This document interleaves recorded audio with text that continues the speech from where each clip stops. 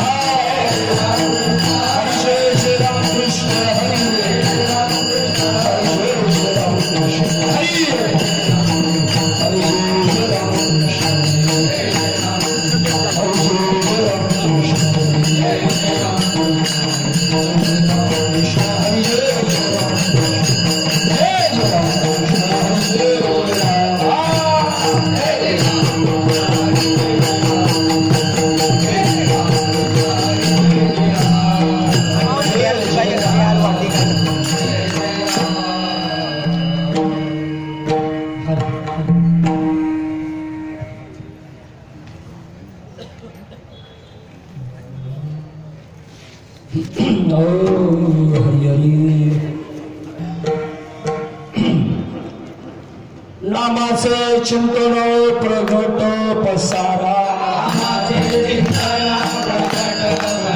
नामाचे चिंतन प्रगट पसारा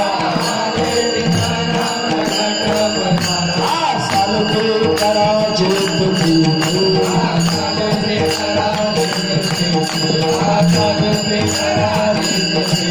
नामाचे चिंतन प्रगट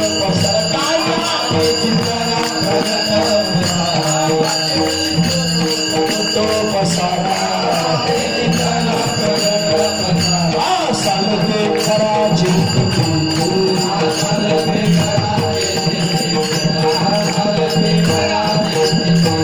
सोडविल माझा स्वामी सोडविल माझा स्वामी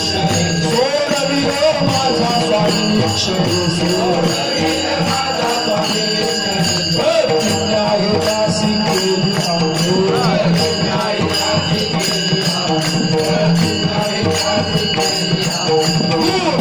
दोष नाही पाहते दोष नाही पाहते दोष नाही पाहते प्रेम चक्रपाणी वश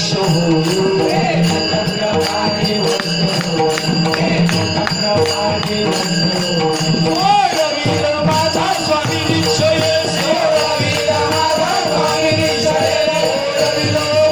स्वामी निश्चय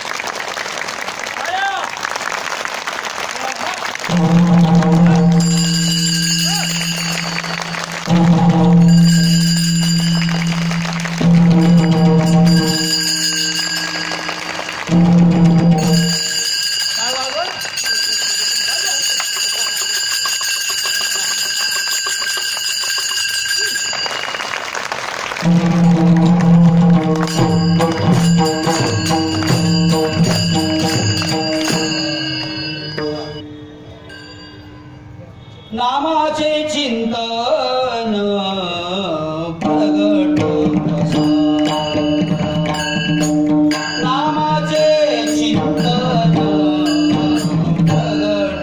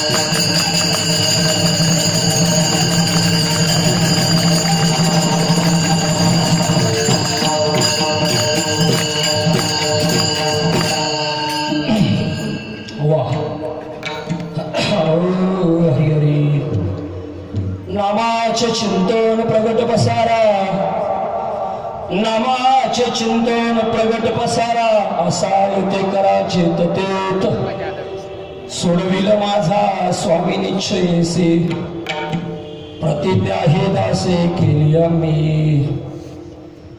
गुणदोष नाही पहाती कीर्तनी प्रेमे चक्रपाणी वश होय सोडविल माझा स्वामी निश्चयसी प्रतिज्ञा हे दासे केली आम्ही तुका म्हणे कडू वाटतो प्रपंच तुका म्हणे कडू वाटतो प्रपंच रोकडे रोमांच कंठी दाटे सोडविल माझा स्वामी निश्चयसी सोडविल माझा स्वामी निश्चयसी प्रतिज्ञा हे दासे केली आम्ही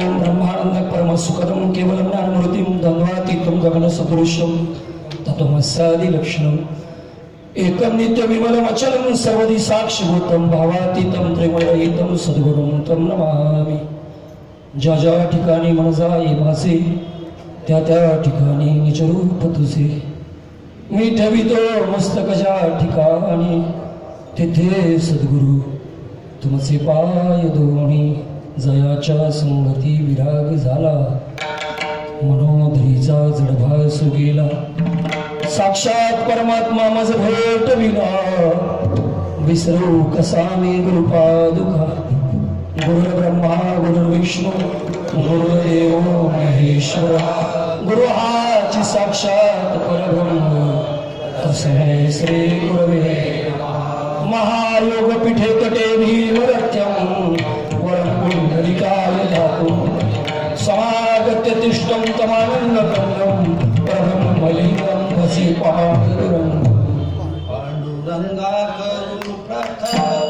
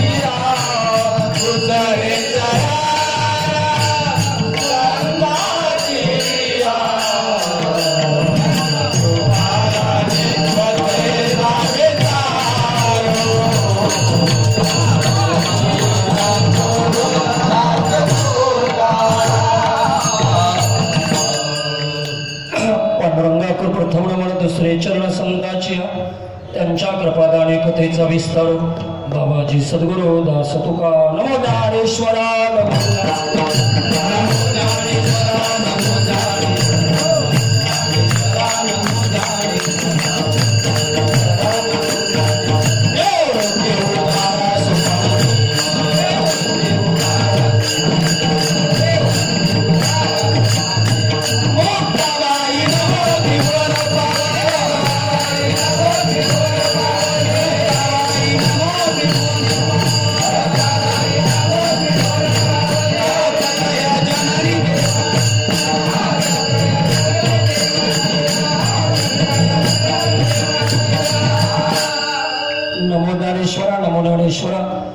निरोती उद्धारा सोपान देवा मुक्ताबाई नमो त्रिभुवन पावनी अदत्र जननी देवाची विठाला बुढारा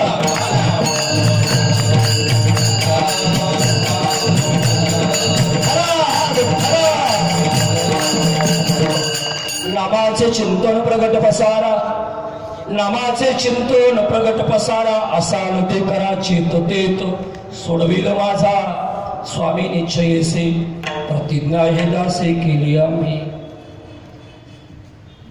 प्रस्तुत प्राप्त हरिकीर्तन प्रसंगी आज आपल्या घाटकोपर परिसरामध्ये बर्वेनगर भटवाडी या संपूर्ण मुंबई नगरीमध्ये अध्यात्माची पंढरी ज्या शहराकडे पाहिलं जातं ते शहर म्हणजे घाटकोपर. विठाला विठाला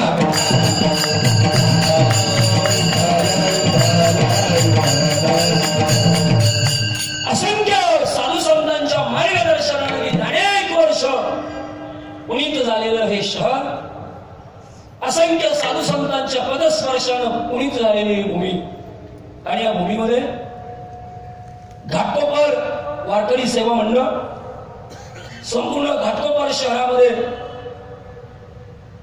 अध्यात्माचं एक मोठं व्यासपीठ ज्यांच्या रूपानं तयार झालं ते आदरणीय हरिभक्तीपरायण दीपक बाबा हंडे, सौभाग्यवती अश्विनीताई हंडे, विद्यमान नगरसेविका, आपण सर्व या धर्ममंडपामध्ये उपस्थित असलेला सर्व वारकरी समाज, परमार्थप्रेमी मंडळी, अंतःकरणपूर्वक प्रभूबद्दलची कारणमीमांसा, प्रभूबद्दलचं प्रेम व्यक्त करण्यासाठी उपस्थित असलेली सर्व परमार्थप्रेमी मंडळी, विठाला विठाला विठाला धन्य आज दिन संत दर्शना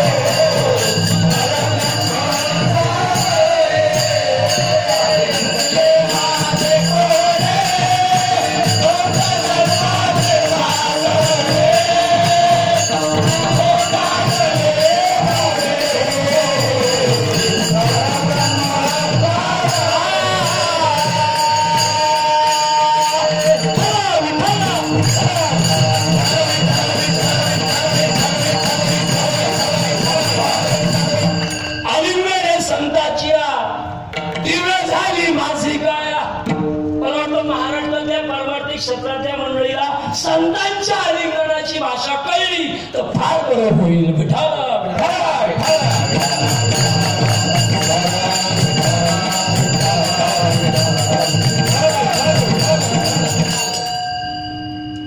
दिव्य झाली माझी काया आणि मग आज फिटले माझे कोडे बहुत जन्माचे साकळे. मागच्या बऱ्याच जन्माचं जे कोड होत लोक पेपर मध्ये कोडी सोडत बसतात, पण जीवनाचं कोड सुटलं का नाही मला माहित नाही. पण पेपर मधली मात्र कोडी सोडवायला लोक एक नंबर आहे. पण जीवनाचा कोड ज्याला सोडून घ्यायचा आहे, आलिंगणे संताची दिव्य झाली माझी काया. त्या साधू संतांच्या चरणाजवळ नतमस्तक होणं हा भक्ती वाङ्मयातला परमार्थातली ही पहिली पायरी आहे. म्हणून आज थोडस प्रास्ताविकामध्ये बोलत असताना ही घाटकोपर मधली नवरत्न गोळा कशी केली दीपक बाबांनी मला माहित नाही, पण फार विचारपूर्वक या धर्ममंडपाचं तुम्ही नियोजन केलं.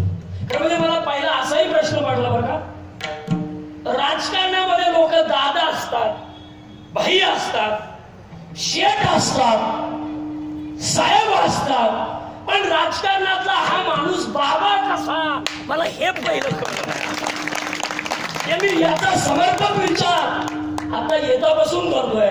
राजकारणात लोक शेठ आहेत, भाई आहे, दादा आहे, साहेब आहेत, नाना आहेत, पण हा माणूस बाबा कसा झाला. सकाळ त्यांनी त्यांच्या आयुष्यामध्ये स्वीकारलं. आमच्या गावाकडे असं वचन आहे, शिर्डी तुझे गाव साई बाबा नाव, गरिबाच्या देवाचा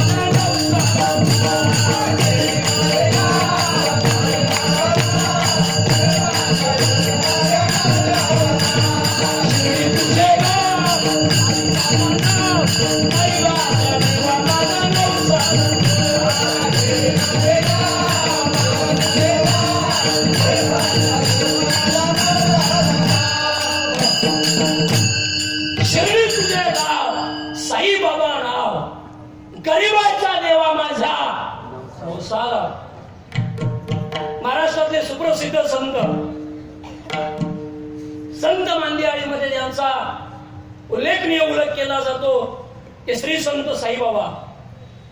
आणि साईबाबांचं प्रेम, साईबाबांची विशेष भक्ती ज्यांच्या अंतःकरणामध्ये आहे ते आदरणीय आमचे दीपक बाबा हांडे, त्यांचा संपूर्ण हांडे परिवार, आदरणीय बाळासाहेब हांडे असतील ते उपस्थित सर्व जनसमुदाय. या संपूर्ण घाटकोपर नगरीमधली नवरत्न तुम्ही जर तो बारीक फ्लेक्स वाचला, हरिभक्तीपरायण गुरुवर्य भागवताचार्य आमचं हृदयस्थान गोगडबाबा चकवे, हरिभक्तीपरायण गुरुवर्य भागवताचार्य सीताराम बाबा रटाटे, हरिभक्तीपरायण गुरुवर्य नागदेव शास्त्री दुधाटे, हरिभक्तीपरायण गुरुवर्य दादा महाराज मोरेगाव, हरिभक्तीपरायण गुरुवर्य सीताराम बाबा शेडगे, हरिभक्तीपरायण गुरुवर्य मौली महाराज हंडे, हरिभक्तीपरायण गुरुवर्य भागवताचार्य नारायण महाराज गोपाळ, हरिभक्तीपरायण गुरुवर्य गायनाचार्य मारुती महाराज पानसरे आणि हरिभक्तीपरायण गुरुवर्य ज्ञानेश्वरी निरूपणकार आमचे संपत बाबा हंडे. या नवरत्नांच्या मेळाव्यानं हा सप्ताह एकत्रित केला.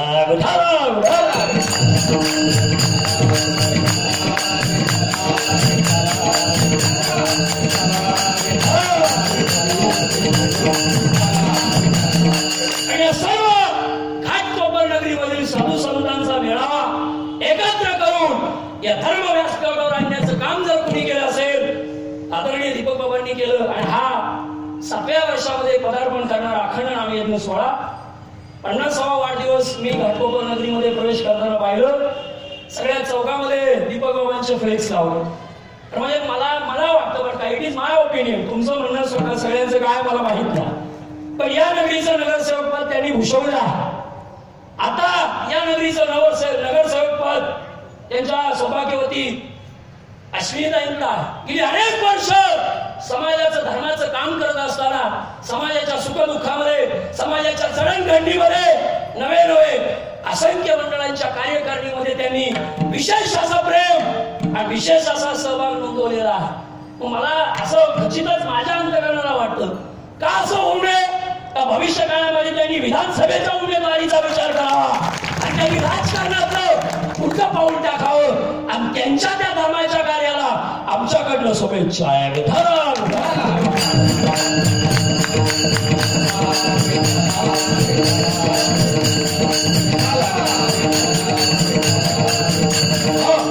आणि आज या धर्ममंडपामध्ये अखंड नाम सप्ताहाचा पहिला दिवस, आजच्या पहिल्या दिवसाची हरिकीर्तन रूपी सेवा तुम्हा सर्व ज्ञानवंतांच्या प्रांगणामध्ये काय धन्यवाद द्यावे.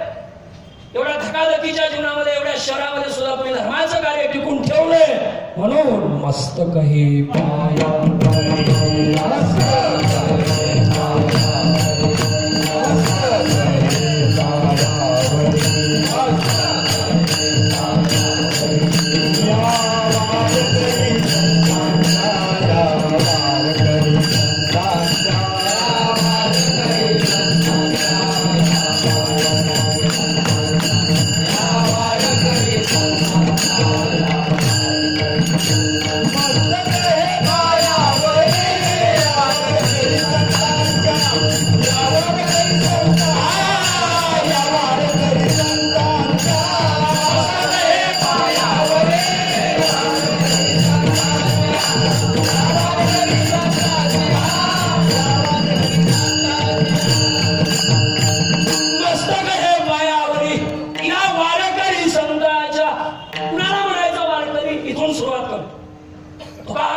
लक्षोवरी तोच वारकरी पंढरीचा ज्याचं लक्ष अंतरंगामध्ये लागलेला आहे, ज्याला अंतरंगाचा ध्यास आहे, अजून धाडसाने बोलतो होईल भिकारी. आणि वारकरी व्हायला पहिलं काय व्हावं लागतं? भिकारी. भिकारी झाल्याशिवाय वारकरी होता येत नाही. आपल्याला सगळं सांभाळून वारकरी व्हायचंय. सगळ्या इच्छा आकांक्षा, सगळं शरीर, सगळी धन संपत्ती, म्हणजे अधिकारवाणी नाही पण तरी बोलतो. काही ठिकाणी असा संवाद आहे अध्यात्मामध्ये, संसारी असावे, असोनी नसावे, भजन करावे वेळोवेळ. असंही काही ठिकाणी सांगितलं जातं संत महात्म्यांच्या मुखातनं का संसारातच राहून परमार्थ करावा लागतो, करता येतो. पण एका परमार्थाच्या पराकुटीच्या खोलीमध्ये असं एक स्टेटमेंट आहे, प्रपंचातली आसक्ती सुटल्याशिवाय आणि प्रपंच सुटल्याशिवाय परमार्थ करताच येत नाही, करताच येत नाही. लक्षात ठेवा. हे फक्त आपल्या अंतःकरणातल्या इच्छा आहे म्हणून संतांनी सांगितलंय संसार करून काय करता येतो? परमार्थ. पण तसं सफल पद्धतीने जर पाहिलं तर संपूर्ण प्रपंच सुटल्याशिवाय परमार्थ यशस्वीच होत नाही.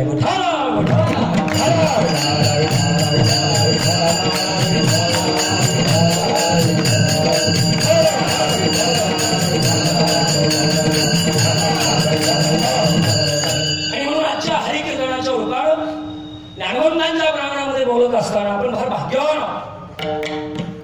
इतकं सुंदर शरीर परमात्म्यानं तुम्ही आम्हाला प्रदान केलं आणि ज्या कार्यासाठी दिलं त्याचं विस्मरण जीवाला होता कामा नये.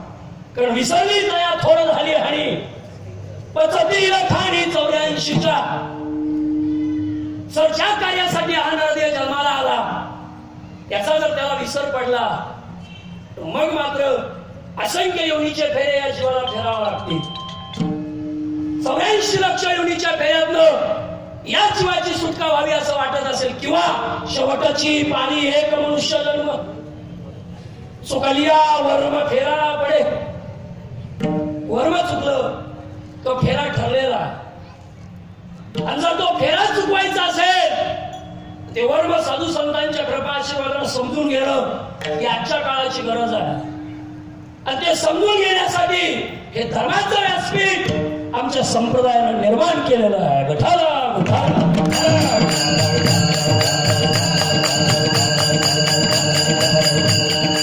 म्हणजे कीर्तन प्रवचन टाइमपास नाही. आता त्याच्याकडे तशा नजरेनं पाहिलं जातं याचं मला खचितच वाईट वाटतं. तुम्ही आताही सप्त्यातल्या याद्या जर पाहिल्या ना शिवचरित्रकार हे 10 नावांमध्ये 8 तर शिवचरित्रकारच असतात. मला कोणाबद्दल बोलायचं नाही, पण धर्माचे पालन करणे पाखंड खंड हेच करणे आम्हा काम. आणि बीज वाढवावे ना, नामाचा प्रचार आणि प्रसार करणं हे साधू संतांचं काम आहे. आणि त्या प्रचार आणि प्रसारामध्ये धर्म पाखंडी तत्वज्ञान जर आडवं येत असेल तर ते त्याच्यावर कटाक्षाने बोलणं हा सुद्धा या धर्मगादीचा अधिकार आहे. आणि ते बाकी तो विचार त्या तत्वज्ञानाची बैठक मांडत असताना त्या मनोभूमिकेतनं माझी सद्गुरू माऊलींचं एक वाक्य असायचं, कीर्तन प्रवचन म्हणजे मनोरंजन नाही, कीर्तन प्रवचन म्हणजे टाइमपास नाही. कीर्तन प्रवचन दिल बहलाने की बात नाही, ही करमणूक नाही, हा टाइमपास नाही, हे मनोरंजन नाही, तर मनाला निरंजन अवस्थेला नेण्याचं साधन म्हणजे कीर्तन. कारण आता इथे सुद्धा माझ्या सहित चिवडी मंडळी बसले, आपल्याला सगळ्यांना पटतंय, पण मन घोटाळा करतं, मनाला मान्य नाही. आणि भले भले फसवले कुणी मनानच, भले भले अजूनही काय म्हणतात आमची मनाचीच माळ आहे.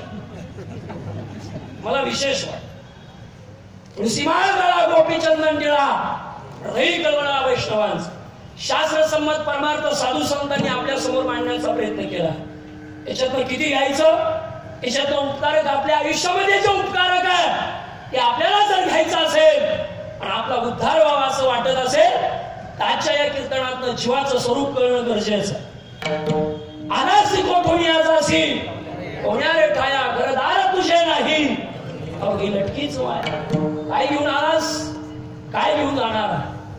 येताना 2.5 किलो, जाताना 2.5 किलो, कारण येताना बाळ 2.5 किलोच होत आणि जाताना सुद्धा म्हाताऱ्याला लोक जाळून आली नदीवर, राख किती शिल्लक राहिली 2.5च. आता येताना 2.5, जाताना 2.5, मग 2.5 किलोचा एवढा अभिमान.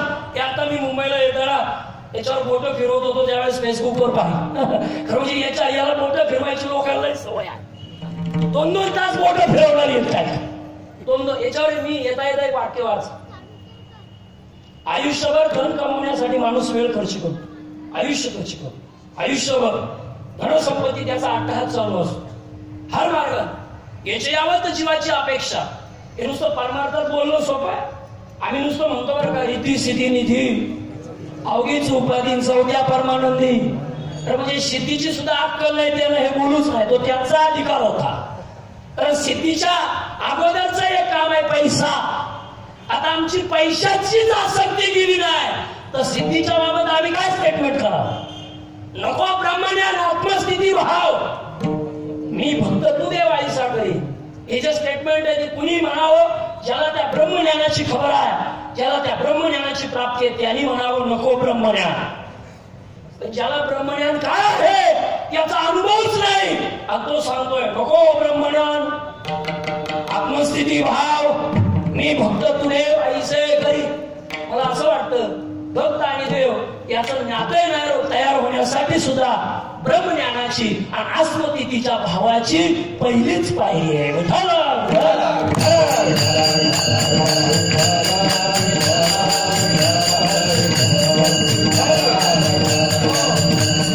मला गोड वाटलं म्हणून सांगतो ते वाक्य असं होतं, आयुष्यावर माणूस धनासाठीच तडफडतो आणि शेवटच्या दिवशी अशी बातमी येते पेपरला, अमक्या अमक्यांचं निधन झालं. काय झालं? आयुष्यभर कशासाठी तडफडला? धनासाठी. आणि शेवटाला म्हणजे याचं काय झालं? निधन. म्हणजे तडफडला धनासाठी आणि जाताना विदाऊट धनाचाच गेला. काय गेला? विदाऊट धनाचं निधन झालं. पंचतत्वामध्ये ते विलीन झाले. मंडळी, ज्या कार्यासाठी या परमात्म्या देवे दिला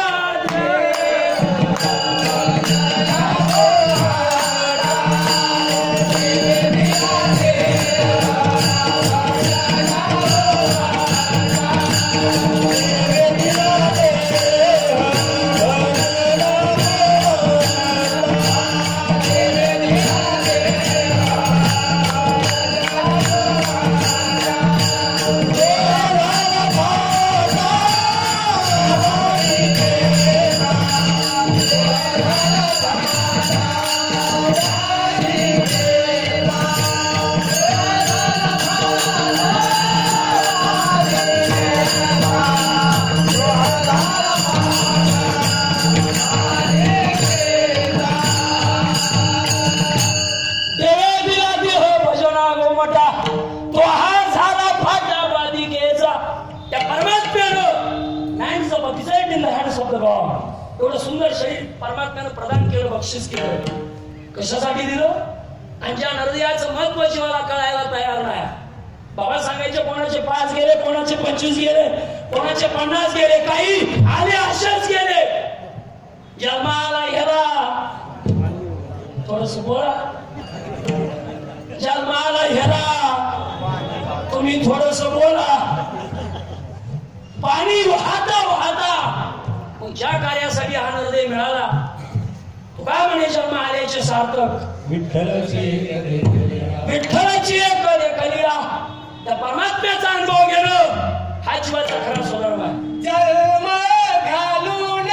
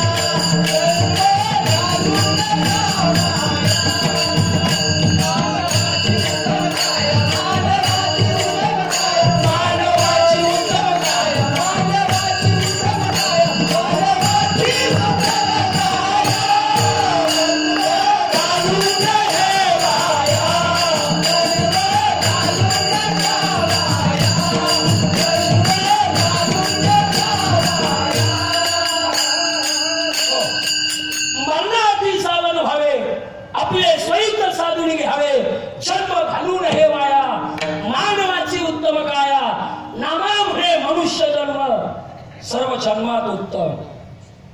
तर सर्व जन्मात उत्तम जन्म कोणता असेल? कारण इतर युनीच्या काही हा विचारच. बाकीच्या युनी तुम्ही पहा 83,99,999 युनी देवानं तयार केल्या. सगळ्या युनी त्यांना भूक लागल्यानंतर त्यांची बुद्धी काम करते. पण माणूस असा एकमेव प्राणी आहे. खरं म्हणजे मी बऱ्याच वेळा एक वाक्य सांगत असतो. 83,99,999 युनी अशा आहेत, सगळ्या आडव्या. गाय, बैल, म्हैस, कुत्रा, साप, पाल, विंचू, सरळ, सगळे आडवे. आणि एकच युनी अशी आहे उभी, म्हणजे मनुष्य युनी. पण गंमत आहे, जेवढे आडवे तयार केले तेवढे सरळ वागत आहे. आणि एकच असं आहे, कसं तयार केलंय? पण कायम कसं? कायम आडवी प्रवृत्ती. आणि मला वाटतं आजच्या हरिकीर्तनाच्या पण हाच विचार तुमच्या समोर मांडलाय. हऱ्याबऱ्यांच्या आयुष्यामध्ये हीच वृत्ती नाशाला कारणीभूत ठरली.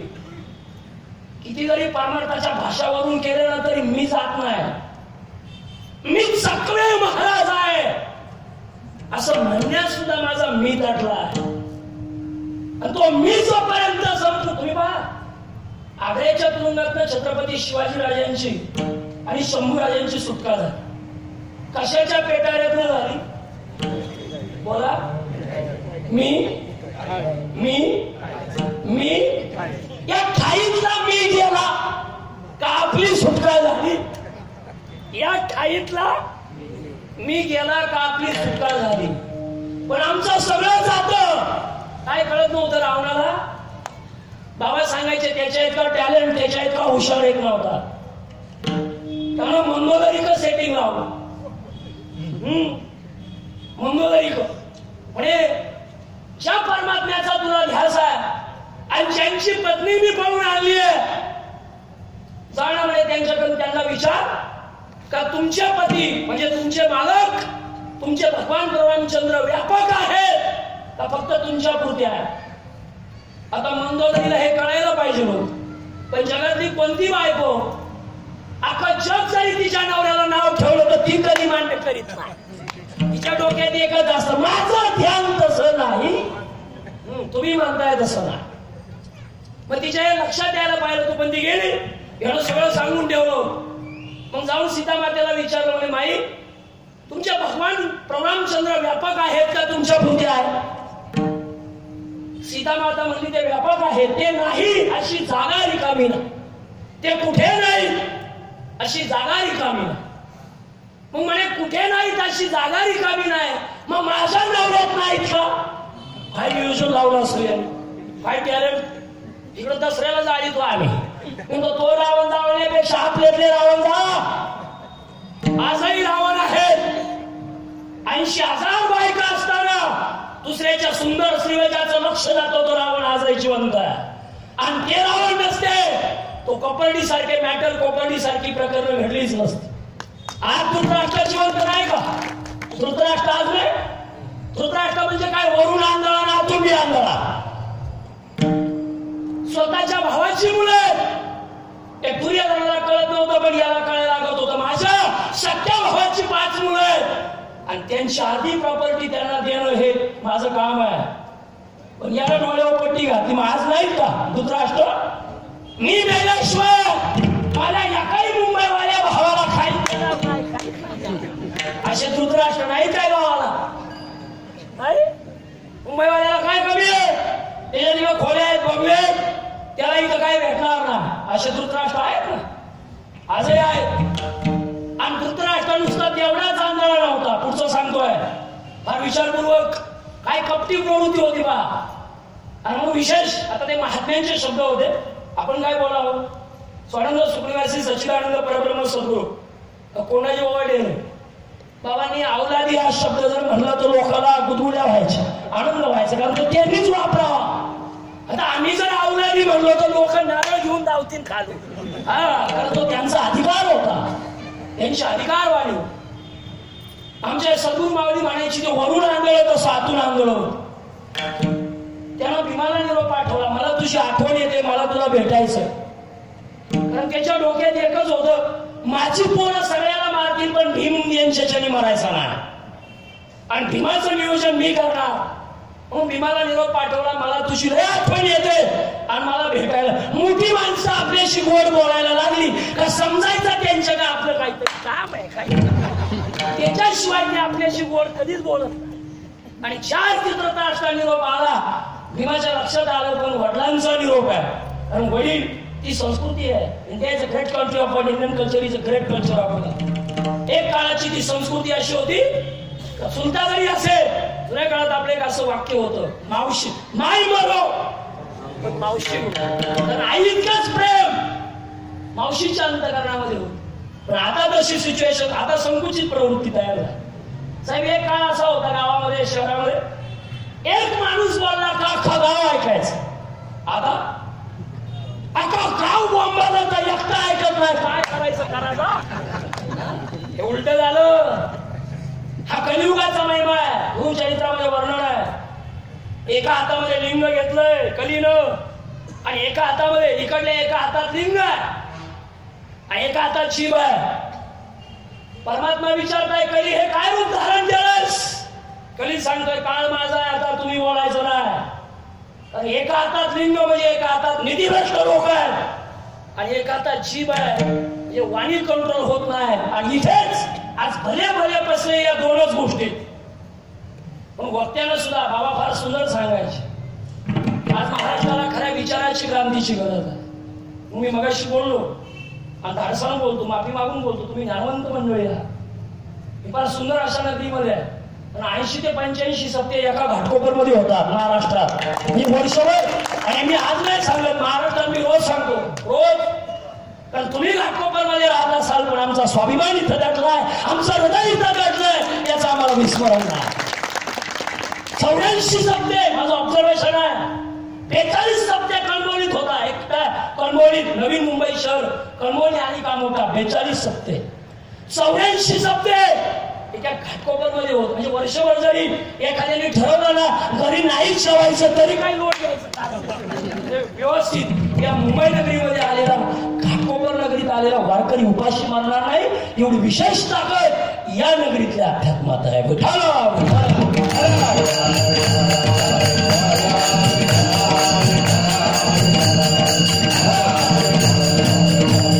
हे वरून आंदोलन होतं तसं अजूनही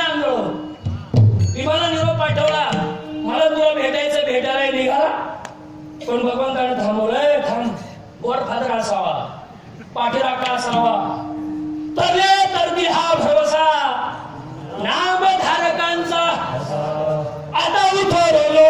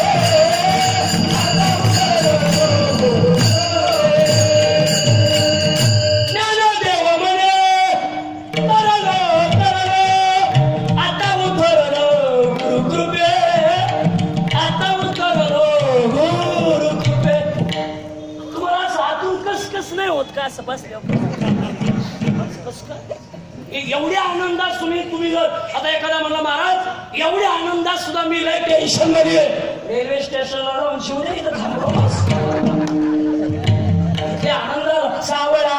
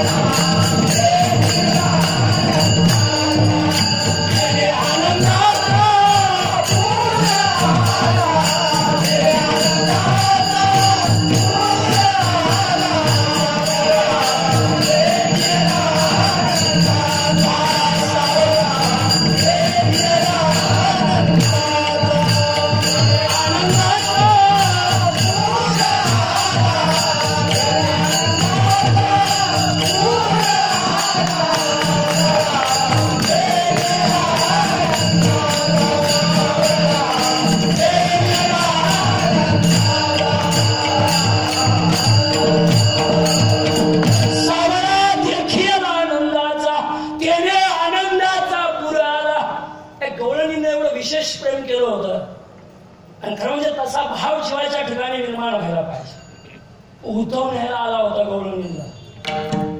म्हणे श्रीकृष्ण भगवंत मथुरेला गेले, व्याकुळ झाल्या गौरंग आणि मी तुम्हाला निरोप द्यायला आलोय, तुम्ही माझ्याबरोबर चला. त्या गौरंगीने उत्तर दिलं, तू वेळ आहेस का? अरे आम्हाला तिकडे जायचा प्रश्नच नाही, आम्ही आमचं चित्त त्याला कधी देऊन टाकलंय, आता यायलाच आम्ही शिल्लक नाही राहिलो. यायला सावळा देखीला आनंदाचा अंतर्गतपूर्वक. विनोबा भावेंचं एक स्टेटमेंट आठवलं. विनोबा भावे कधी मतदान नाही करायचे. इंद्राजींनी त्यांना एक पत्र पाठवलं, स्वर्गीय इंद्राजींनी त्यांना एक पत्र पाठवलं, म्हणजे विनोबाजी खरं म्हणजे मतदान हा जीवनाचा हक्क आहे आणि तो तुम्ही बजावत नाही, तर माझी तुम्हाला विनंती आहे, तुम्ही मतदान करत चला. कोकणातली मंडळी तुम्ही सगळी आहात, विनोबांची भूमी आहे. एक पोलादपूरकडे जाताना जर त्यांना विसरून आपण पुढे जात असाल तर मला वाटतं आपल्याला भारताच्या इतिहासाची जाणीव नाही असं मला वाटतं. आणि ज्या वेळेस मी खाली जातो त्या रस्त्यानं त्यावेळेस ते भेटूनच जातो याच्या शंका. इंग्रजींनी पत्र पाठवलं, मला वाटतं तुम्ही मतदानाचा हक्क गमावू नका, तुम्ही मतदान करत चला. त्यावेळेस विनोबाजींनी त्यांना उत्तर दिलं होतं पत्रामध्ये, इंद्राजींना मी माझं मत एकदाच परमात्म्याला देऊन टाकलंय, त्यामुळे मला दुसरं मत द्यायचा अधिकारच शिल्लक नाही. काय एकनिष्ठता असेल, काय एकनिष्ठ. मी माझं स्वतःच मत, माझं अंतकरणच त्या परमात्म्याला दिलंय, आता द्यायलाच काय शिल्लक राहिलं. याला म्हणायचं द्वैताची झाडणी, याला म्हणायचं समाधी हरीची समे सुखवी न सातेल जाण. बुद्धीचं द्वैतच केलं नाही ना, आम्ही समाधीची भाषा करतोय. कधी शब्द व्हायचंय ती समाधी अनुभवायची असेल तर खऱ्या अर्थानं आमचं द्वैत केलं का? आमची बुद्धी अजून द्वैताचाच विचार करते आणि आम्ही माऊलींच्या समाधी संजीवन सोहळ्याचं वर्णन करतोय. कुणाच्या हरिकीर्तनाच्या रूपानं समबुद्धी घेतात समान श्रीहरी. म्हणताना मी चुकीचं म्हणताय काय काय क्षमा दमा वैरी हरी झाला. वैरी विशेष भाव. आणि मला खरं म्हणजे तुम्ही सगळी मंडळी पाहिल्यावर मला लय आनंद झाला. मी तुमच्यासारखी एवढी गोडदायक मंडळी असतील ना मी अमेरिकेत सुद्धा कीर्तन करील. आता काही मंडळी म्हणते बाळासाहेब कसं शक्य आणि तिथल्याला काय करता. मॉरिशसला आमचा दिंडी सोहळा गेला होता. मॉरिशस मध्ये तुम्ही समोर आहात. माझ्यासारख्यानं त्या विषयावर काय बोलावं. पण मॉरिशसला पुण्यातनं सोहळा गेला आणि पिंपरी चिंचवड शहरातनं माझे विकास भाऊ नेमणूक होती. आता तिथे गेल्यानंतर सत्ता कमिटीमध्ये मी होतो. त्यामुळे कार्यक्रम कशाने सुरुवात करायला मी म्हणलं पहिली दिंडी प्रदक्षिणा काढायची. आणि 7 दिवसाच्या सप्त्याचं वातावरण तयार करायचं असेल तर आपण पहिली काय काढूया दिंडी प्रदक्षिणा. एक मात्र ठराव पास झाला आणि आम्ही असं संपूर्ण शहरातलं दिंडी प्रदक्षिणा काढ. आणि मग तुमच्यासारखी गायक मंडळी तिथे वादक 101 गौरवी भारुड काय आणि सगळी आनंदात उड्या हाणत होती. आम्ही नाचायचे तिथे पण नाचायचे. मग मी एकाला बोलवलं ना इकडे मला आम्ही काय म्हणतो हे कळतं का. नाही म्हणलं कळत नाही पण मज्जा नाही. काय अरे कळत नाही तुला पण मज्जा नाही. पण म्हणणारे तुमच्यासारखे होते. चोर हरी बदल बदल नामाचा बदल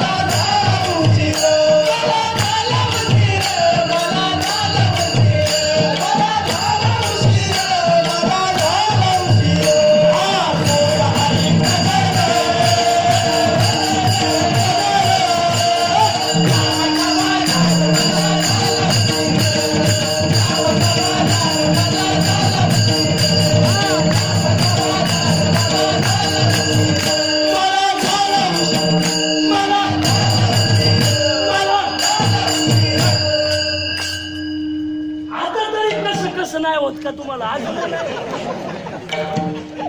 सांगा ना कशी एनर्जी हो कसली ताकद आहे.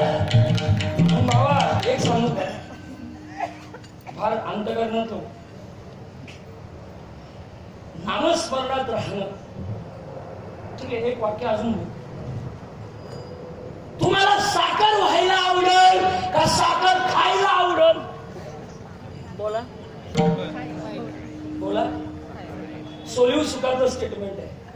मी फार विचार करून ते खर्च करून वापरतो. साखर होणे चांगलं का साखर खाणे चांगलं. बोला की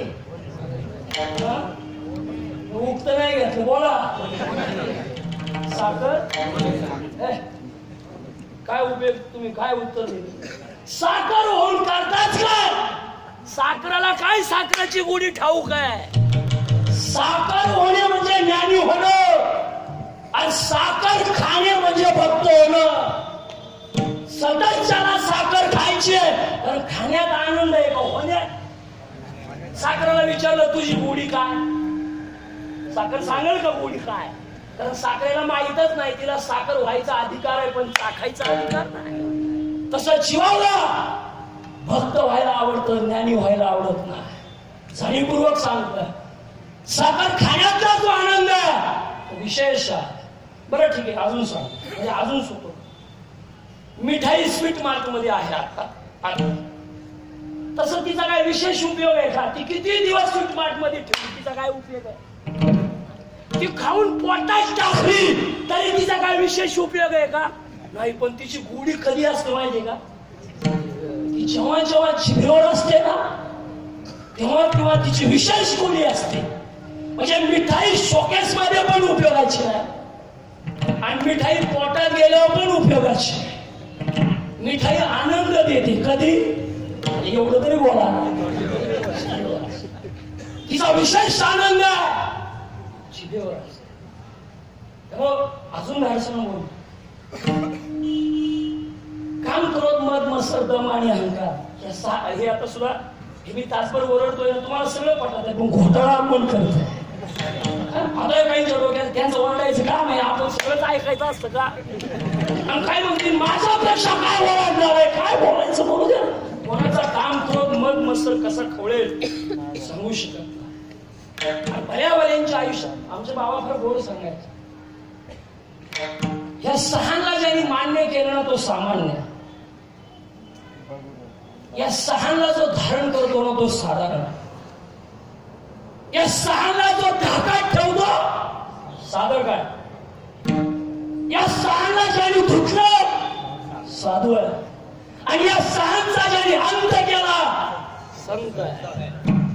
आता थोडं विचार करून बघा बरं का ताजे बाबा, म्हणजे आपण कशात मोडतो? आपण सहानला मान्य केलं का, सहानला धारण केलंय का, सहानला धाकात ठेवलंय का, सहा धुवूनच काढले का, सहांचा अंत केला? हे ज्याने त्याने ठरवायचं. आपली आपण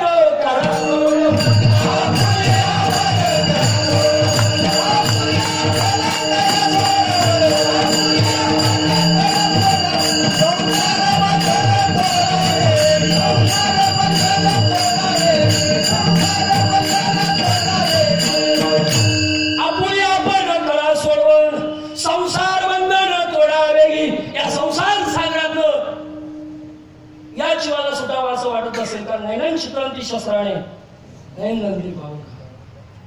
अमृत अनुभवामध्ये माऊली सांगतात मिठाची मासळी पाण्यात गेली तरी मरणार, आणि मिठाची मासळी पाण्यापासून बाजूला राहिली तरी ती.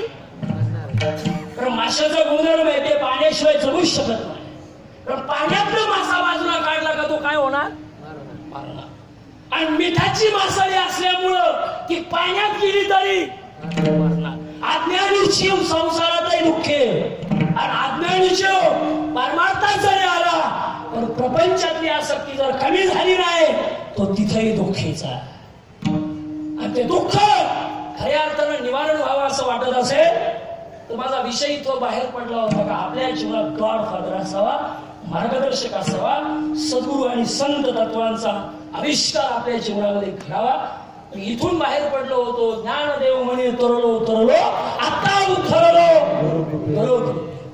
श्रीकृष्ण भगवंत गॉडफादर होते, मार्गदर्शक होते. त्यांनी भीमाला सांगितलं भीमा जाऊ नकोस, एवढं कच्चू समजू नकोस, आतून मी किती लांब गेलो तो विषयावर येणार, काळजी करू नका. जाऊ नकोस, एवढा कच्चा समजू नकोस. धृतराष्ट्रांना मी सांगतो 12 धातूचे 12 पुतळे बनव आणि मग भेटायला जा. 12 धातूचे 12 पुतळे असे राईने बनवले आणि भीम पाठीमागे उभा राहिला. काकांनी आवाज दिला भीमा आलायस का मला भेटायला? म्हणे हो काका आलोय. सांगून ठेवलं होतं. खरं म्हणजे पोटाला धरून पोचवतात त्यांनाच म्हणायचं संत. हा हे सगळे मी व्याख्या सांगत बसत नाही. साधू ऐसा चाहिए जैसा जंगल का शेर, ना किसी से दोस्ती और ना किसी से बैर. कोणातली शुरत्वही नाही आणि कोणाशी जास्त अतिपरिचय नाही. या नाव साधू आहे. अजूनही धाडसानं बोलतो लंगोटी सुद्धा ज्याला अप्रूप नाही दया नाव साधू आहे. कोणत्याही उपाधी धारकत नाही दया नाव साधू आहे. उपाधीपासून दूर राहून अव्यातपणे बाबांचं एक वाक्य आठवतं. बाबा वैष्णवाची व्याख्या सांगायची. ते म्हणायचे तिन्ही अवस्थेमध्ये जागृती, स्वप्नी आणि सुषुप्ती, तिन्ही अवस्थेमध्ये ज्याला विश्व परमात्मा स्वरूप दिसतं त्या नाव वैष्णव आहे. तिन्ही अवस्थेत जागृती, स्वप्नी आणि सुषुप्ती या तिन्ही अवस्थेमध्ये हे संपूर्ण विश्व परमात्मा स्वरूप आहे असा ज्याचा अनुभव आहे, अशी ज्याची कायम स्थिती आहे त्या नाव वैष्णव. आणि अशा वैष्णवांच्या संगतीमध्ये, अशा साधू संतांच्या संगतीमध्ये आपण सर्व मंडळी आहात. या घाटकोपर नगरीमध्ये कितीतरी महान साधू, खरं म्हणजे मी या मताचा माणूस आहे, इट इज माय ओपिनियन. दुसऱ्याच्या आईला नाव ठेवून आपली आई कधीच मोठी होत नाही. त्यामुळे इतरांच्या संप्रदायाला, इतरांच्या धर्माला नाव ठेवून आपला धर्म मोठा आहे असं कधीच सिद्ध होत नाही, कधीच नाही, अजिबात नाही. त्यामुळे आपली आई जितकी मोठी आहे इतकी इतरांची सुद्धा आई मोठी आहे हे ज्याच्या अंतःकरणामध्ये सतत आहे निश्चितच तो मोठा. आणि त्या दृष्टीनं जीवानं वाटचाल करावी असं जर वाटत असेल तर आजच्या हरिकीर्तनाच्या रूपानं पहिला दिवस 1.5 तास हातात आला. मुंबई नगरी आहे, 8 ते 10च्या पुढे जाता येत नाही. आणि खरे तुमचे चेहरे पाहिले का तर सकाळपर्यंत जाऊ वाटत नाही. एवढा अशी एवढी गोड लोक, एवढी जिज्ञासू, एवढं प्रेम तुमचे सगळे चेहरे सांगतात मला. सगळं चेहऱ्यावर काय प्रेम आणि एवढा भाव ज्यांच्या. खरं म्हणजे हे मी आता तास अर्धा माझ्या डोक्यात वेगळेच अभंग होती, इथे आल्यावर वेगळंच निघाला. यानं विचारलं कोणता घ्यायचा, माझ्या डोक्यात आल्या एकच अभंग होता. एक नाम हरी द्वैत नाम धुरी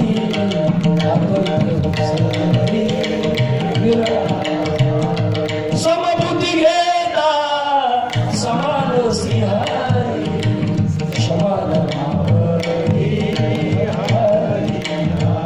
असं म्हणलं का बाबा आठवतात, त्यांची चाल आठवते, त्यांचं हाय अभंग माझ्या डोक्यात होत. नंतर आमचे शैलेश भाऊ म्हणजे आवडीने भावे हरिणाम केसी तुझी चिंता. मी 94 ला पहिलं कीर्तन केलं, शाळेत 9वीला होतो मी, तेव्हा अभंग घेतला होता आवडीने भावे हरिणाम केसी. मला आज त्याच्यावर चिंतन करावं थोडस वाटत. पण इथे प्राप्त परिस्थिती पाहिल्याच्या नंतर आत आल्याच्या नंतर मनात विचार आला नाही. आपण आज या अभंगावर थोडस बोलूया. कोणता अभंग? अभंगाचं पहिलं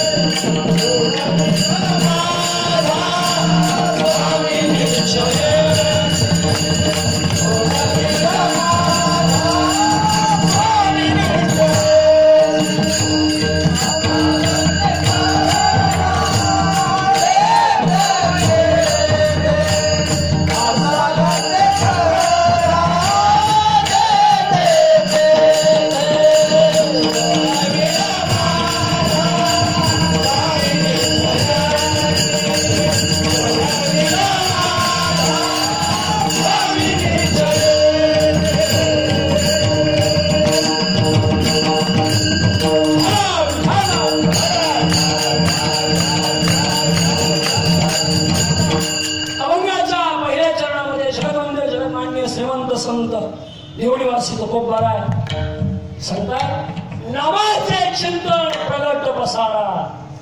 आणि अगदीच बाबांचं स्मरण झालं म्हणून सांगतो. बाबांचं एक वाक्य असायचं, एक नाम हरी बाकी सब दुकानदारी. या नामाला वजा करून जर काय असेल, माझं म्हणणं नाही, सकळे महाराजांचं नाहीच. ज्ञानेश्वराचं ग्रेट फिलॉसॉफर प्रकल्प संपूर्ण विश्वामध्ये ज्ञानोपरा इतका ज्ञानी महात्मा झाला. आणि त्यांचं म्हणणं आहे नामासी विन्मुख. बाबा सांगायचे जो नामालाच विन्मुख आहे तो देवाला सन्मुख कधी असायचा. अजून हरिपाठाचा एक अभंग आहे, हरिनाम सपे तो नर. हरिनाम किती गोड आहे बघा ना. आणि वारकरी मंडळींनी याच्यावर चिंतन करावं असं मला वाटतं.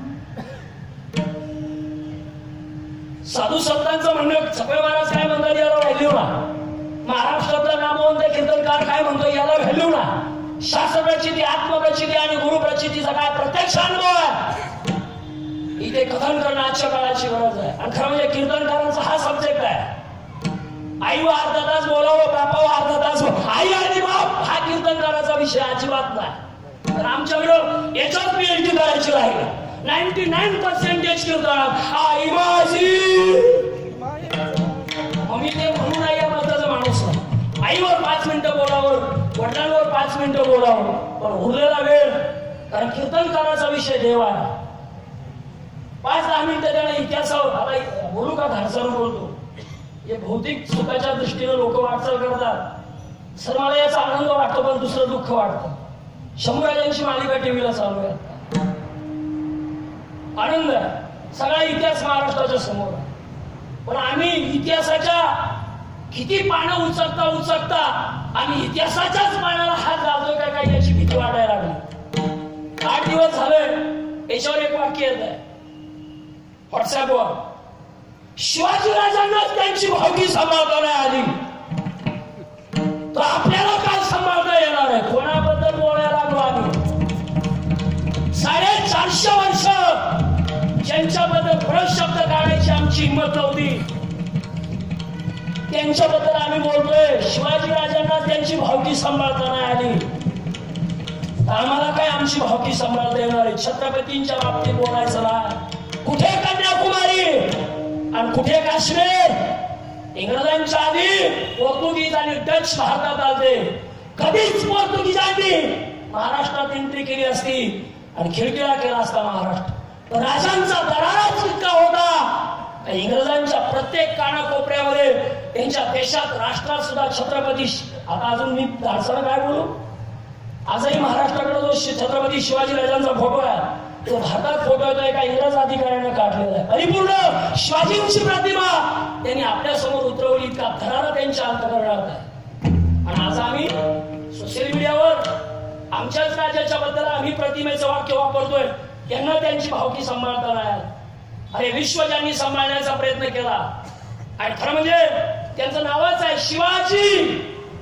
आयुष्यभर तो जीवाशी खेळला, त्यांचा उलटा अर्थ बा शिवाची, जीवाशी. आयुष्यभर जे जीवाशी खेळले आणि तुमच्या आमच्यासाठी स्वराज्य निर्माण केलं त्यांच्याबद्दल खचितच आम्ही चुकीचं बोलतोय का काय याचा विचार समाजानं करणं ही आजच्या काळाची गरज आहे. असो, माझा विषय फक्त एवढा बाहेर पडला होता, इतिहासावर 5-10 मिनिटं बोलावं, आई बापावर 5-10 मिनिटं बोलावं आणि बाकी उरलेला वेळ परमात्म्याबद्दल, साधू संतांबद्दल. कारण जीवाचा देहभाव हरपायचा असेल तर संतांच्या मार्गदर्शनाची आणि साधू संतांच्या मार्फत आलेल्या नामरूपी परंपरेची जीवाला गरज आहे. तुम्ही म्हणाल काय पुरावा आहे? मी पुराव्याशिवाय बोलत नाही, तर ज्ञानोबाला पुरावा देतात. कवनाचे गणगोत, कवनाचे मायबाप. आता ते जर म्हणतात कवनाचे मायबाप तर आम्ही 2 तास त्याच्यावरच बोलत बसतोय. तुकोबाराय म्हणतात भक्त ऐसे जाणाचे देही दास केले आशापाश, विषय तो त्यांचा झाला नारायण न आवडे जन धन. आता एका विचाराच्या उंचीवर एक सत्कार्याला, एक आत्मिक तत्वाच्या सुखाला भासलेला किंवा उपासलेला साधक हे कोणत्याही उपाधीत अडकून राहणार नाही. म्हणून आजच्या या हरिकीर्तनाच्या माध्यमात या जीवाला गरज आहे ती भगवंताच्या नामस्मरणाची. नवे नवे साधू संतांनी सगळ्या शास्त्राचं जे मंथन आहे, सगळ्या शास्त्राचे जे सार आहे, सार सार सार विठोबा राम तुझे सार. म्हणून ईश्वर पाणी जपत आहे. सगळ्या शास्त्राचं जे मथित आहे त्या नामस्मरणाची जीवाला गरज आहे. म्हणून तुकोबाराय सांगतात नामाचे चिंतन प्रगट पसारा असाल ते कराचे थेत. ही सगळी कर्म करता करता, कारण कलियुगी उद्धार हरीच्या नामे. बाकीच्या द्वापार युगामध्ये, त्रेता युगामध्ये, बाकीच्या सगळ्या युगांमध्ये परमात्मा प्राप्तीची वेगळी साधनं होती, यज्ञ, याग, जप, तप. पण आज कलियुगामध्ये एकमेव साधन आहे ते म्हणजे भगवंताचं नामचिंतन. आणि त्या नामाशी जो एकरूप आहे, त्या नामाशी जो तद्रूप आहे, त्या नामाला एकही क्षण जो स्वतःच्या आयुष्यात माझ्या फक्त गातीच येथे नारदामी उभा जया लागी पांडवा मी हरपलो दिवसावा आणि चेत नाम घोष बरवा करती माझा. जिथं माझं ना आता किती बोलावं. आमची कीर्तनकार मंडळी तर म्हणतात काळाची एवढी पडेल बा सोडविना दरवा, कधी काळ घालील झेप घालील सांगता येणार नाही. असं आम्ही इकडे एका बाजूला म्हणतोय आणि दुसऱ्या बाजूला ज्ञानोबा हरिपाठात सांगतात सत्वर उच्चार प्रल्हादी. त्या प्रल्हादाला तर उकळत्या तेलाच्या कढईत टाकला, त्या प्रल्हादाला हाती हातीच्या पायाखाली तुडवलं, त्या प्रल्हादाला कड्यावरनं लुटून दिलं, त्याला मृत्यूनं स्पर्श नाही केला. मग काय केला नाही असं प्रल्हाद काय करत होता हे कोणी सांगायचं. 42 वर्ष आयुष्य तुकोबारायांचं पूर्ण झालं. म्हणजे मोठी माणसं कमी जगलीच आहे, आपल्याला तरी जगावं वाटतं. ज्ञानोबा कमी जग. आता मला सांग, 22व्या वर्षी ज्ञानोबारायांना वाटलं बस बस. 22 खरं म्हणजे 16लाच त्यांना बस वाटलं. 16लाच ते 16लाच म्हणले दादा मला समाधी घ्यायची. दादा म्हणले नाही तुम्हाला थांबावं लागेल. माझी इच्छा आहे तुम्हाला थांबावं लागेल. प्रत्येक भावाच्या अपेक्षा मोठी. 2-2 वर्ष थांबले. 21व्या 22व्या वर्षी माऊलींनी समाधी घेतली. अजून महात्म्यांचे गुण सांगतो. 16 वर्षापर्यंत जेवढे अभंग केले त्या सगळ्या अभंगाला प्रमाण दिलं ज्ञानदेव म्हणे. आणि तिथून पुढे जेवढे अभंग केले तर ज्ञानोबारायांच्या नावावर 2 अभंग, एक बाप रुक्मादेवी आणि दुसरं ज्ञानदेव. 16 वर्षापर्यंत जेवढे अभंग केले त्याला प्रमाण दिलं ज्ञानदेव म्हणे. आणि तिथून पुढचे जेवढे अभंग केले मी माझ्या सत्तेनं थांबलो नाही, माझ्या गुरुबंधूंच्या परमात्म्याच्या सत्तेनं थांबलो म्हणून ती त्यांची सत्ता आहे.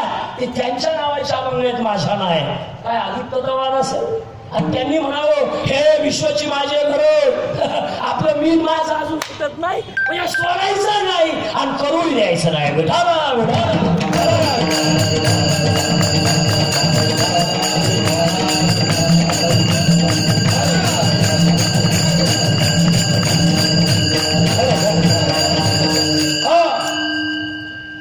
ज्ञानोबा 22 वर्ष बस, तुकोबा 42 वर्ष बस, छत्रपती 45-50 बस, आद्यशंकराचार्य 32 बस, विवेकानंद 38 बस, छत्रपती 45-50, शंभूराजे 33 आणि 33व्या वर्षी त्यांना वाटलं बस. आता इथं माझ्या साईची एवढी मंडळी बसले, आपल्याला कधी वाटल बस,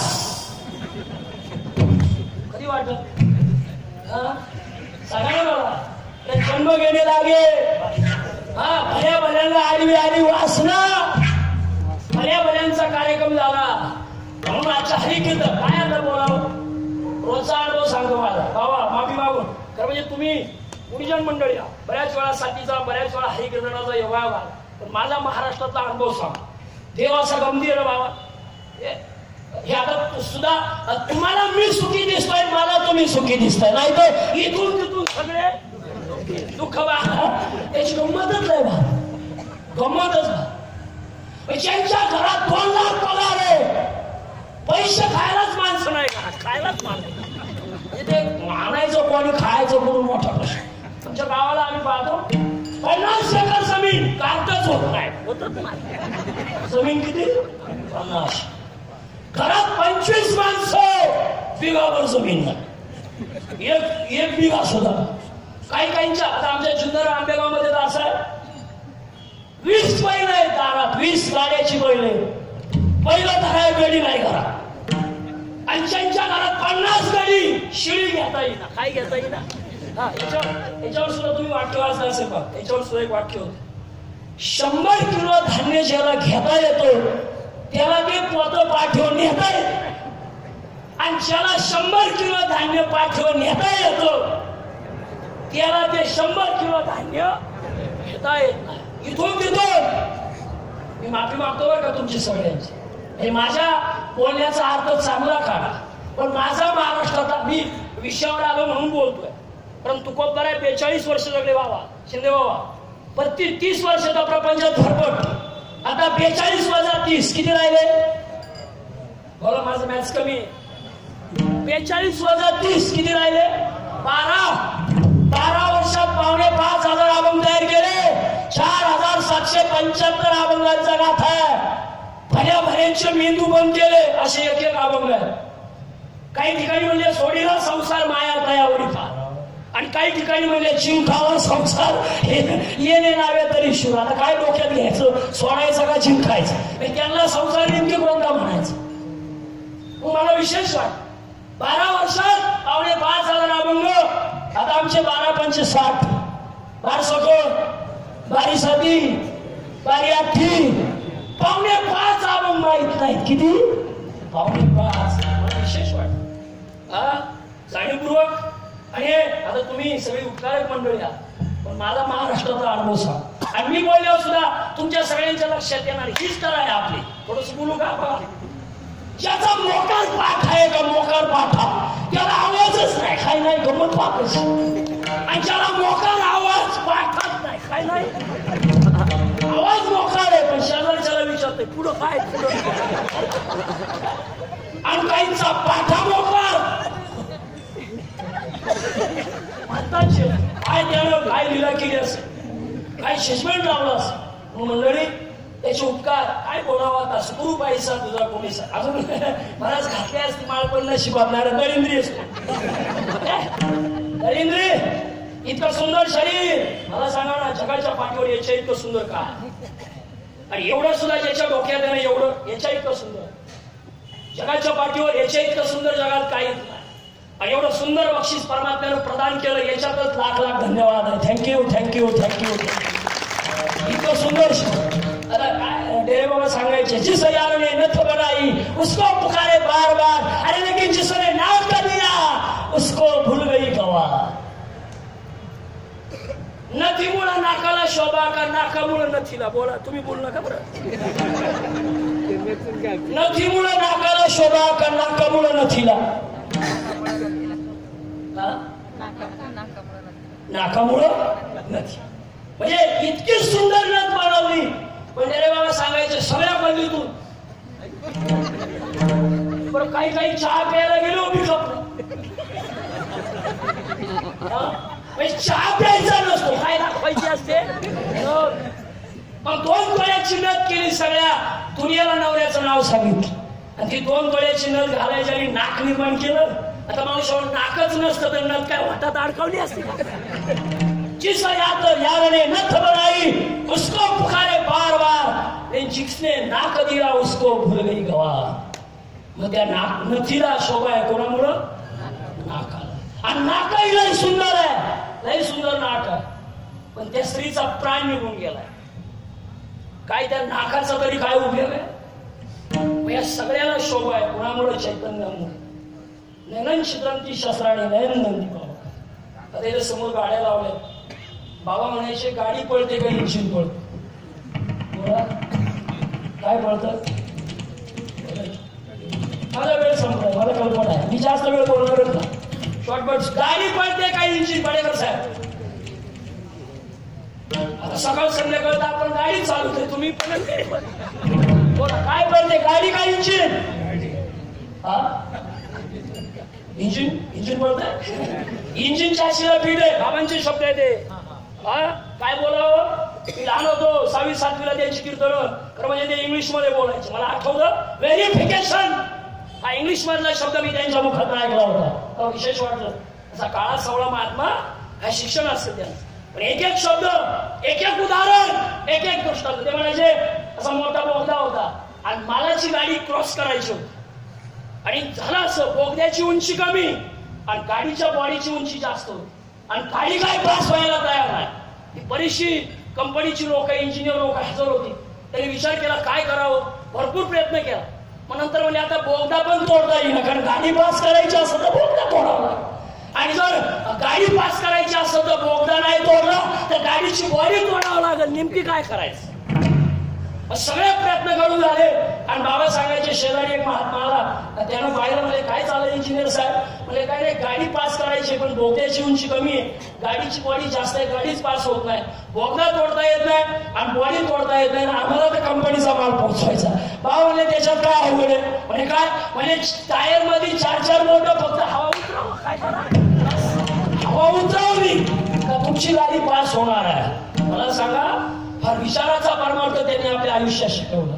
इंजिन चाशीला फिट आहे सर, इंजिनच्या चोरावर गाडी पळते. ताकद इंजिनची आहे आणि इंजिन चाशीला फिट केलंय.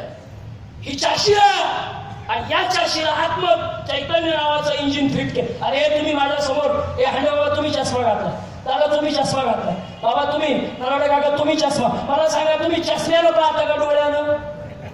तुम्ही घातले डोळ्या म्हणून बोलतोय. यांना कोणाला काय विचारलं तुम्ही दिसले बोला, पटकन बोला. कशाने? मग त्या चौघ चष्मा काढून चला बोल. आता डोळ्याने पाहतात ते घातलंच कशाला? आता हे काय म्हणणार आम्ही कशाने पाहतो? चष्म्याने. जागा डोळे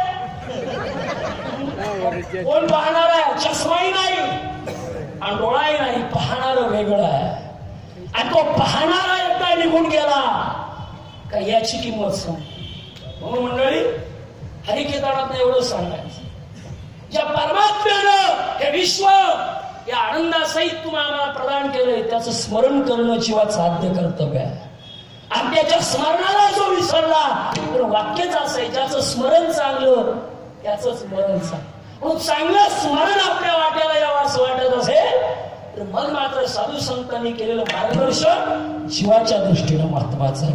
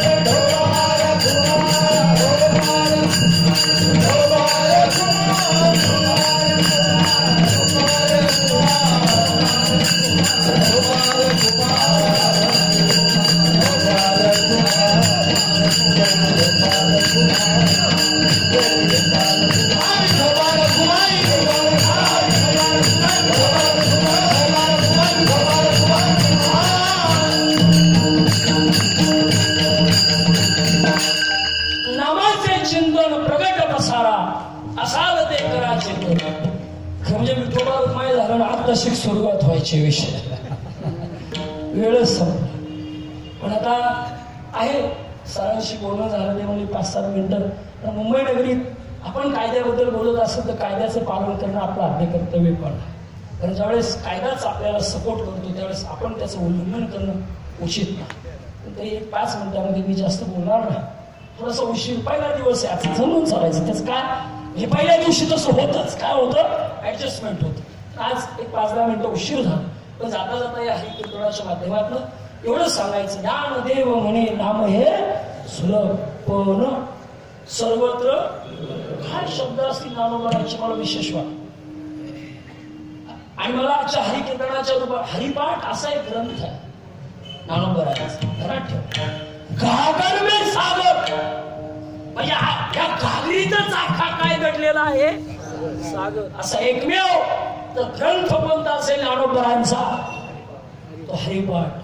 एक शब्द लई नाही कळलं तरी चालेल.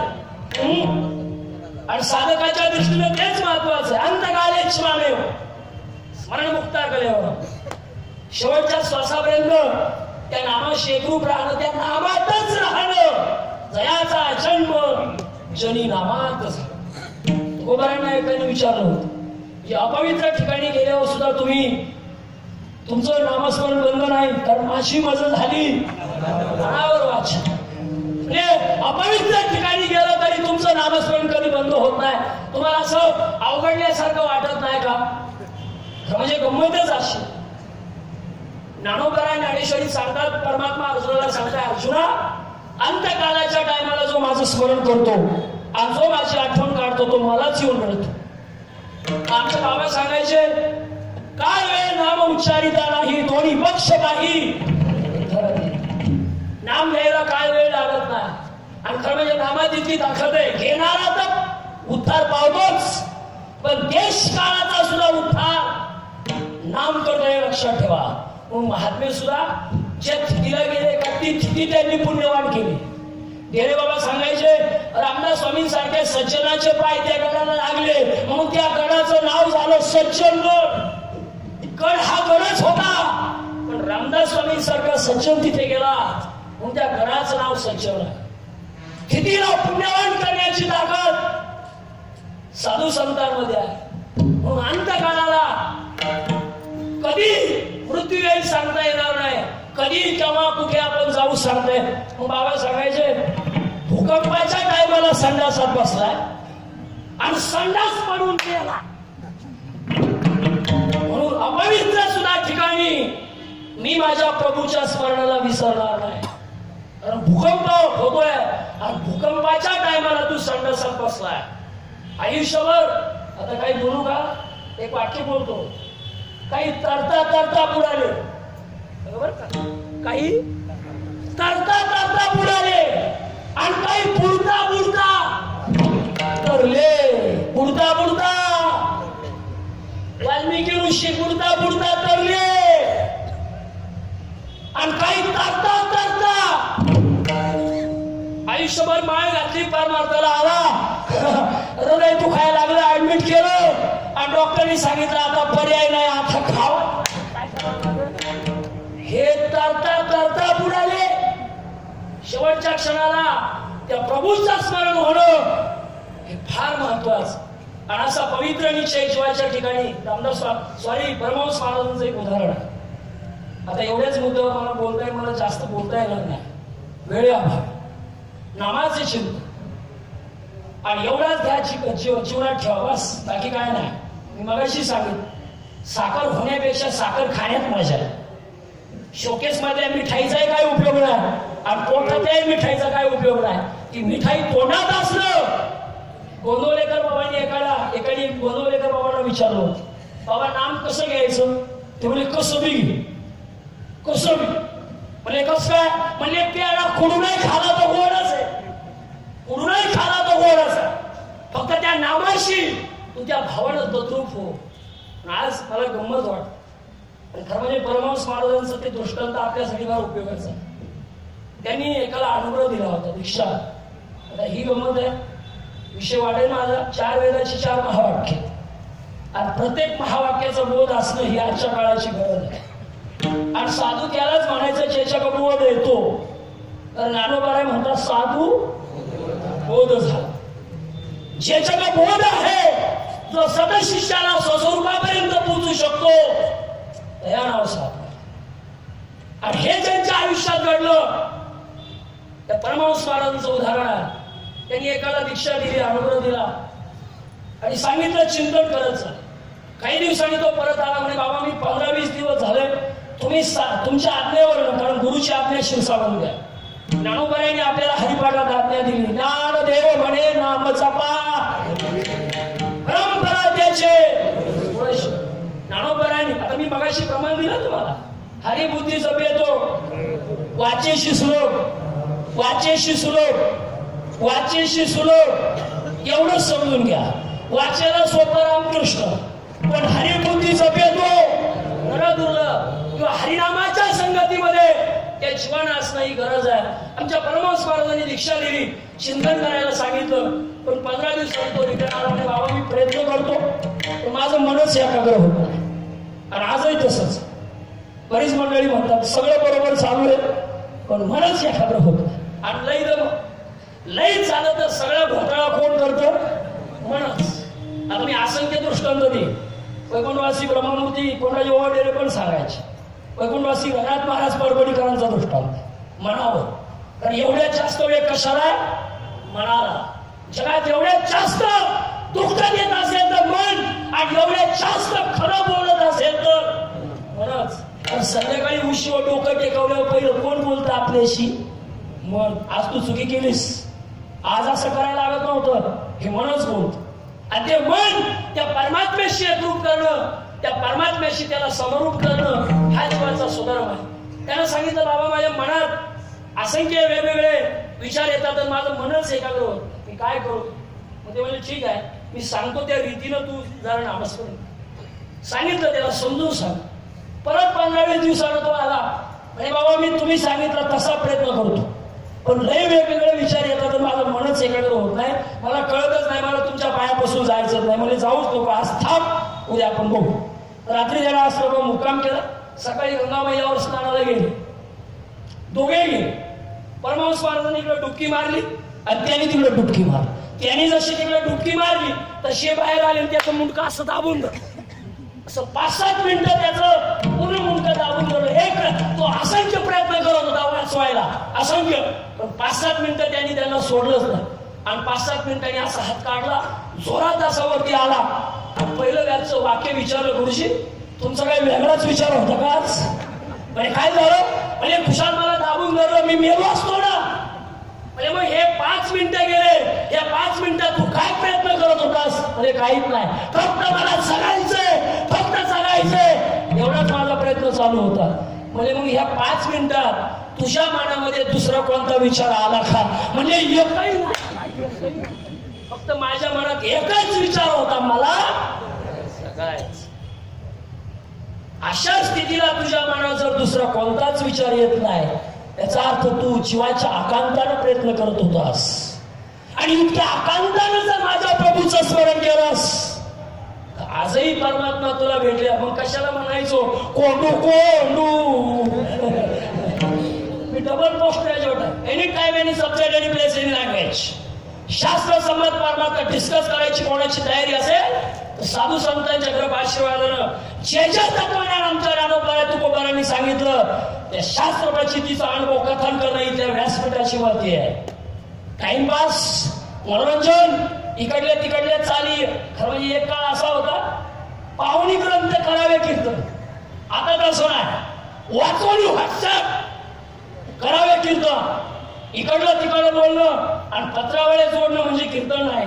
त्या नामाशी एकरूप राहणं आणि त्या नामाच्या अनुसंधानात राहणं हा जीवाचा खरा स्वधर्म आहे. म्हणून मंडळी, जाता जाता हरी कीर्तनाच्या माध्यमातून हीच एक 10-15 मिनिटं मी एक्स्ट्रा घेतोय, माफी मागतोय. पण पाठीमागे येत असताना एवढीच भावना तुमच्या समोर विशद करतो. जीवाच्या लेखी बाकी काहीच नाही. जीवाच्या लेखी एकच गोष्ट आहे, त्या जीवानं त्या परमात्म्याच्या नामस्मरणामध्ये रत राहावं, त्या नामाच्या चिंतनामध्ये रत राहावं, आणि बाकी सांभाळणारा तोच आहे ज्ञानेश्वर.